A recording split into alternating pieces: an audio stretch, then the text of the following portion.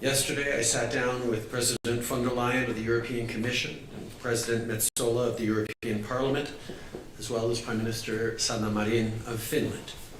Today, I got to sit down with fellow NATO leaders, fellow G7 leaders, and had direct conversations with President Michel of the European Council, a direct conversation with Prime Minister of Japan, Fumio Kishida, and we got to hear twice from President Zelensky as he continues to demonstrate extraordinary leadership in the face of incredibly difficult situations. L'invasion illégale de Vladimir Poutine en Ukraine menace la sécurité de l'Europe et du monde, ainsi que celle des démocraties. Les alliés de l'OTAN continuent d'être unis dans leur réponse concertée et dans notre soutien à l'Ukraine et à son peuple. Today, we reaffirmed Canada's steadfast commitment to NATO. Canada leads the NATO Enhanced Forward Presence Battle Group in Latvia, which includes 10 NATO countries, and we've pledged up to 3,400 troops to NATO's response force, including air, land, and maritime capabilities. Earlier this month, we renewed our commitment to Operation Reassurance, the Canadian Armed Forces' support to NATO's assurance and deterrence measures in Central and Eastern Europe. In addition, since 2015, Canadian Armed Forces mission Operation Unifier has trained over 30,000 of Ukrainian security forces, which means that as we see the Ukrainian military standing strong against the Russian invasion, the brave women and men of the Canadian Armed Forces can take pride in knowing they contributed directly to that. European security is important to Canadian security, and so we are always grateful to the brave women and men of CAF who've deployed thousands of kilometers from home to help protect Euro-Atlantic security and stand up strongly for the values we cherish at home and around the world. The world has come together to impose unprecedented and punishing sanctions on Putin and his enablers. Today, Canada will be increasing pressure by sanctioning 160 members of the Russian Federation Council who facilitated and enabled this unjustified invasion, which brings the total of individuals connected to Putin who have been sanctioned by Canada to 964. On imposera aussi de nouvelles mesures d'interdiction des exportations qui visent à affaiblir les capacités militaires russes dans des domaines comme l'électronique, l'informatique, les télécommunications, les capteurs et lasers, la navigation et l'avionique, la marine, l'aérospatiale et les transports. Putin has and is continuing to commit war crimes and create a devastating humanitarian crisis. We'll be announcing the allocation of $50 million from our humanitarian aid contribution to the World Food Programme, the World Health Organization, the UN Refugee Agency, the organization People in Need, and the Canadian Red Cross. Les bombardements et les attaques menacent les lieux culturels et patrimoniaux qui sont importants pour la culture ukrainienne. Donc on va verser 4,8 millions de dollars à des entités comme l'UNESCO pour les protéger. Poutine a fait des graves erreurs. Une, ça a été de sous-estimer la fortitude et le courage du peuple ukrainien. Ils sont en train de démontrer comment ils peuvent se battre pour protéger leur patrimoine. Mais il a aussi fait l'erreur de penser que nous étions divisés. Ce qu'on a vu et ce qu'on continue de voir dans des journées comme aujourd'hui, où on a des rencontres exceptionnelles, c'est que l'OTAN demeure unie et il a fait un mauvais calcul. On est fort et unis et on va le rester. Canada and its partners and allies will continue to work in lockstep to hold Putin and Russian leadership accountable and always be there to support Ukraine and its people. Merci beaucoup. Thank you, Prime Minister. Merci, Monsieur le Premier ministre. On va maintenant passer aux questions dans la salle. We'll now take questions in the room. Quick question on spending There was a call today to increase spending among NATO members to help support particularly long-term stuff that NATO is doing. What is Canada doing on those fronts? If we get spending more money, what's happening? Over the past number of years, we've put forward ambitious increases in spending for NATO as part of our strong, secure, engaged commitment of a few years ago. We continue to step up in our capabilities and our commitment to NATO in Central and Eastern Europe and elsewhere around the world, and we will continue to be increasing our defense spending. Following up. Yeah, can you give us any actual dollars there or specifics in any way, shape or form?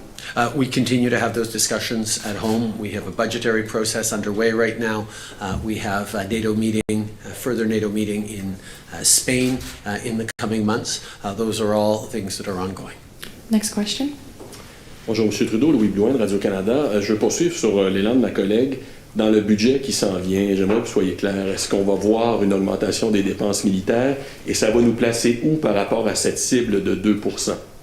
Évidemment, les investissements qui seront dans le budget seront annoncés lors du budget, mais je peux assurer les Canadiens que nous allons continuer de rester engagés et des membres qui contribuent énormément à l'OTAN. On est en Lettonie maintenant en train de diriger le groupe de bataille qui fait partie de l'opération Réassurance. On est continuellement en train de contribuer dans toutes les missions de l'OTAN. On va continuer de l'être.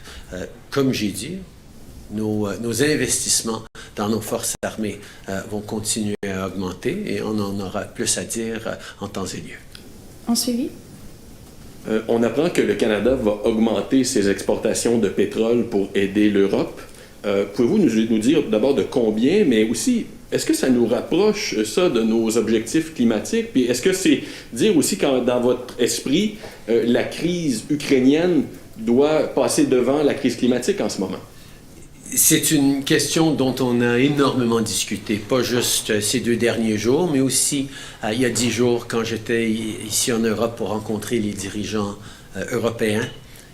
Évidemment, la dépendance de l'Europe sur le pétrole et le gaz naturel russe est un grave problème.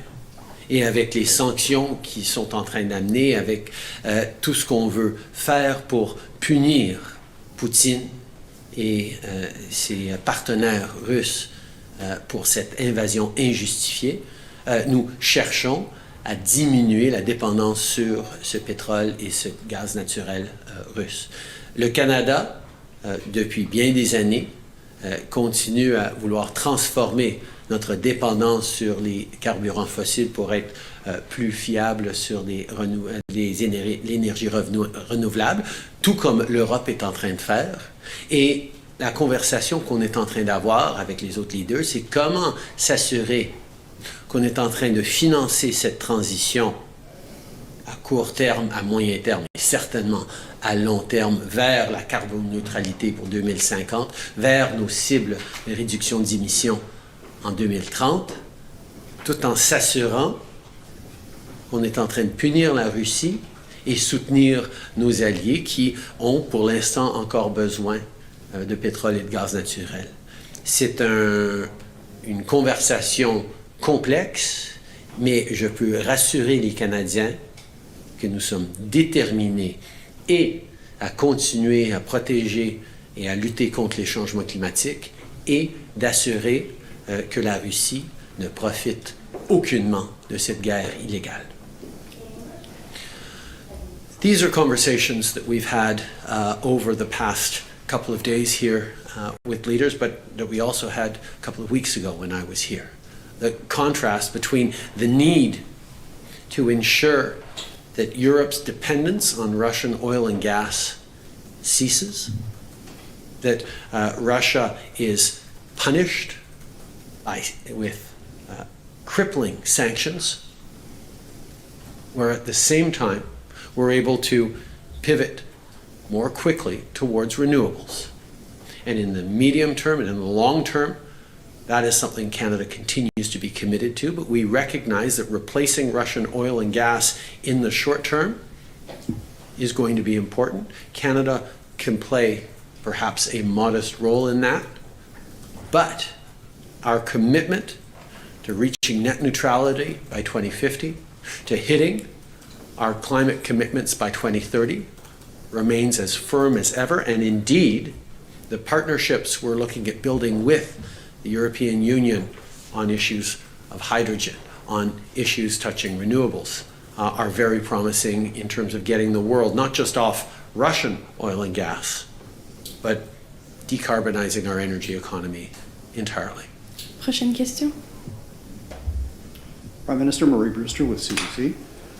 Wanted to seek a little more clarity on defense spending. Your government set out its spending plans, and there is increases. The Secretary General today said that all allied nations are going to be submitting revised military spending plans by the summit. Is Canada going to revise over and above what it already planned to spend on defense? Murray, I think you've seen, as we all have, that the world has changed over the past 4 weeks. Seeing Vladimir Putin choose to not just invade a peaceful democratic nation, but to actually challenge the peace and stability that had led to unprecedented prosperity for Europe, for the Americas, for the world over the past 70 years, means that we will need to continue to step up. The good thing is, over the past number of years, as a government, we have continued to step up. We've increased our investments in defense, we've increased our contributions to NATO, and we are right now, in the context of the budget and in the context of the upcoming NATO meeting, as we signed on to the NATO declaration today, we'll continue to look at how we will continue to step up. Following up. And just to follow up, President Zelensky, in his address to NATO leaders, had a very specific list of military equipment that his government would like to see from allies: tanks, anti-ship missile systems, and aircraft. Do you support his call for allies to hand over that kind of equipment to Ukraine? Every time I've spoken with President Zelensky, every time he has spoken either directly to leaders or in places like the Canadian Parliament just last week, he has made very strong pleas for more support. And as an alliance and as individual countries, we need to continue to do everything we can to get them that support. There is a sense right now that the Russian invasion is at a difficult spot, and that the Ukrainians are making a real difference, and we need to make sure that they have the tools to be able to continue to stand strong against Russian invaders. And that's why, as a world, or as an alliance, as individuals, individual countries, we've been sending both lethal and non-lethal aid. We've been sending financial supports to make sure that the Ukrainian government continues to function, is continuing to be able to pay its citizens and its workers. That we've been there with support for neighboring countries who are welcoming refugees, support from humanitarian issues. We talked a lot today about the impending food crisis, not just in Ukraine, but around the world, because Ukraine is such a significant contributor to food around the world. Every step of the way, Canada is going to be part of doing what we can to help out in the best way possible. And what Vladimir Putin will see at the end of this day of exceptional, unscheduled meetings of the leading organizations in the world, from NATO to the G7 to the European Council, is a level of determination and resolve to continue to stand strong in support of Ukraine and against Russia's illegal invasion for as long as it takes. Next question. Hi, Prime Minister. It's Annie Bergeron-Oliver with CTV National News. I'm just going to follow up a bit on the question that Murray Brewster asked. Zelensky in his address was asking for more heavy equipment and more weapons. The Defense Minister, though, has said that Canada doesn't have any more lethal aid in its stockpiles to give to Ukraine. Why doesn't Canada have a larger stockpile? And are you actively procuring more for Ukraine? We will be sending more lethal equipment to Ukraine in the coming days and weeks, as we've committed to do. We're going to continue to try and help out in the best possible way we can. And as President Zelensky's been asking for various new pieces of equipment, we're looking to see what we can send. At the same time, we're also committing to looking at procuring that equipment directly for the Ukrainians in other ways by working with allies and making investments necessary. So we will continue to do everything we can to make sure the Ukrainians have the tools necessary to continue their heroic defense, not just of their own homeland, but of the pillars of democracy for all of us. Nous allons continuer de chercher des moyens d'aider les Ukrainiens, y compris avec d'autres envois d'armes et d'équipements militaires. Nous sommes là pour aider dans la mesure du possible, incluant si on peut travailler avec des partenaires pour acheter des armes qu'on enverrait directement aux Ukrainiens. On sait qu'on est dans un moment important militairement pour les Ukrainiens qui peuvent continuer à pousser leur avantage sur une armée russe qui est en train de faire face à certains problèmes de logistique et de déplacement. On va être là pour aider ces Ukrainiens et on va continuer d'être là aussi avec de plus en plus de sanctions qui, même juste après un mois, sont en train d'avoir un impact dévastateur sur l'économie russe et dans les mois et aussi longtemps que ça prendra qui viennent, vont continuer de faire énormément mal à Vladimir Poutine et à ceux qui l'appuient. Following up. The U.S. today committed to welcoming 100,000 refugees, many of whom will end up with permanent residency. Is Canada willing to commit to that same number or exceed it? We have said from the very beginning that we are working as hard as we can to welcome as many people as we can, as fast as we can. We've brought in new measures. When I was in Poland just a couple of weeks ago, I saw the extent to which people are both fleeing to safety, but also torn about not going too far from their loved ones who remain in Ukraine, their husbands, their fathers, their sons. But Canada has an extraordinarily generous number of Canadians from coast to coast to coast who want to do more to welcome Ukrainians into their homes, into their families. Many Ukrainians will choose to connect with family they have in Canada, seek permanent residency. Others will simply come for the time it needs to settle things at home and then return. But no matter what, particularly when we think about the young people that I met in Warsaw, who are so uncertain about their future, that is the generation that will be returning to rebuild Ukraine after this war is done. We need to make sure that they are given all the support they can during these extremely difficult times. And that means welcoming them to Canada. That means ensuring we're supporting the schools and the programs here in Europe that they need. The leaders in our meetings today were absolutely committed to do everything we can to support the refugee crisis, the humanitarian crisis, and the military crisis that is all because of Vladimir Putin. Prochaine question. Thank you very much. David Aiken, Global News. Good afternoon, Prime Minister. Just want to talk about something Mr. Stoltenberg talked a lot about today, which is the reset of the defense of Europe. That sounds like a big strategic shift, and I wondered if you could talk how that strategic shift of one of our major allies, European allies, how that might look to Canada and how Canada might play a role in this reset of the defense of Europe. Well, the conversations around where NATO is going strategically was always going to be on the agenda for our upcoming NATO Leaders Summit in Spain at the end of June. So over the past number of years, we've been building towards a reflection on what NATO needs to do, what we need to reflect on going forward. Obviously, even though for years, certainly since the illegal invasion and annexation of Crimea, Russia's aggressive posturing has been top of mind for NATO.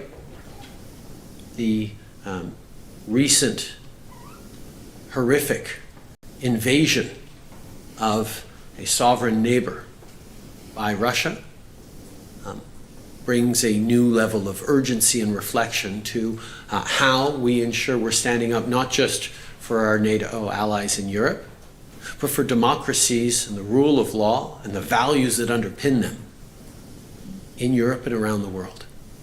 Those are the conversations that we're certainly already going to have going into June, but now over this past month have become even more important and even more pointed on standing up not just for the geographic alliance that is NATO, but the alliance of values and principles that we all stand for.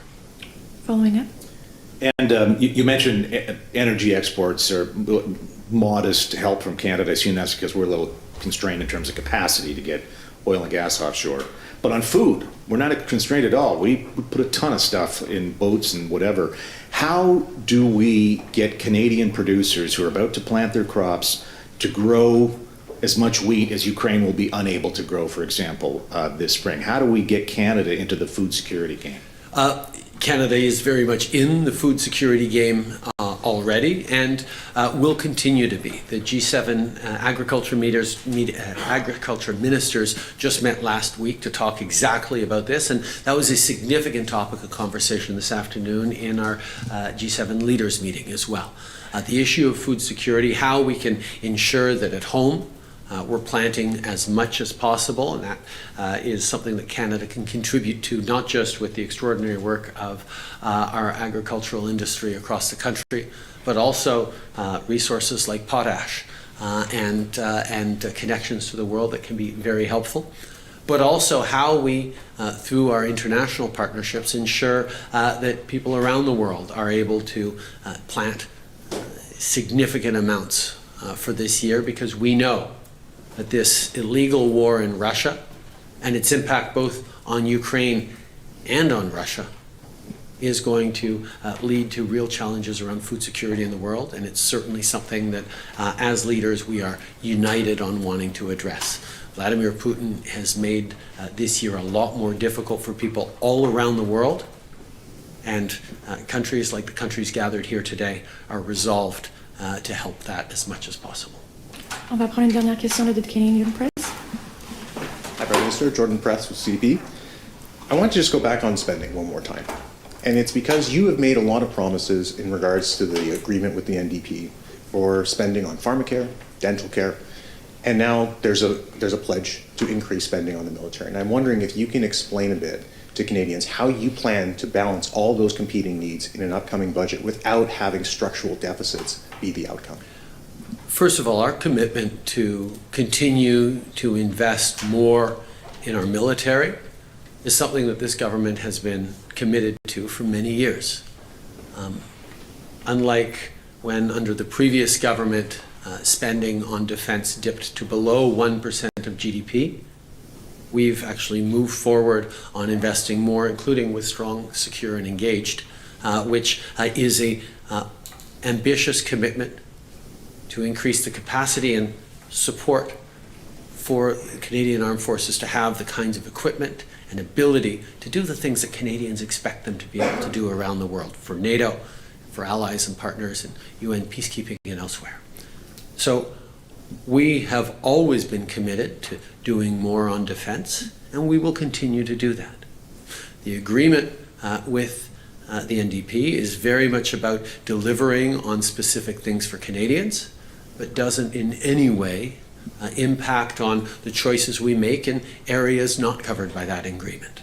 Canadians expect us to be fiscally responsible and do the things that they need us to invest in. That's exactly what we've always done and what we will continue to do. Following up. And I wanted to just ask you about sanctions, since you announced more today. You called them crippling for the Russian economy, that this is supposed to dissuade Vladimir Putin from continuing this unprovoked invasion of Ukraine. At a certain point, though, sir, is there a concern that they're not having the same kind of level of effectiveness that you hoped? And I'm wondering if you can draw a bit of a line for us about what more you may want, at what point do you feel they're not being effective, and what more you and your allies have talked about doing to make them effective? Excellent question, because one of the things that is at the core of our response, even as we're here talking about the military alliance that is NATO, is the coordinated response on economic sanctions that the West has pulled together. And we know that Vladimir Putin, when he planned this invasion of Ukraine, baked in to his planning a certain amount of sanctions that he was going to see from the West. But what he didn't expect was both the level of coordination, alignment, and ambition on those sanctions that he saw. Things like the SWIFT banking system on numerous Russian banks, the sanctions on the Russian central bank's ability to access reserves internationally were things that he never expected to see. So from day one, the strength of these sanctions made a real impact. And as we've said, not only are we committed to keeping those sanctions in place as long as it takes, many more months, more years if that's what's necessary, although hopefully not, we are ready to do that. On top of that, we are also committed to steadily increasing those sanctions. And the thing with sanctions like this is, yes, you can start feeling the impact after a few days or a few weeks, as we're seeing right now. The ruble is crashing. The stock market in Russia is struggling.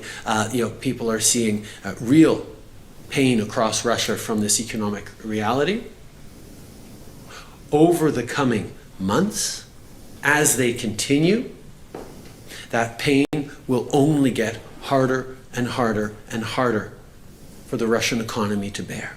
And there is one person, and one person only, who is responsible for that, and that is Vladimir Putin.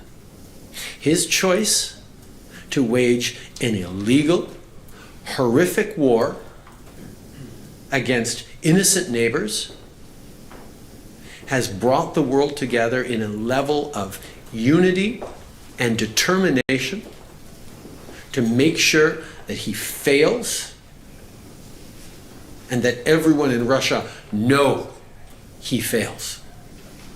That's why we are standing with Ukraine. That's why we are so united here today. That's why we will continue to be united long into the future. Thank you. This is what ends today's press conference. C'est ce qui m'a fait la conférence de presse d'aujourd'hui.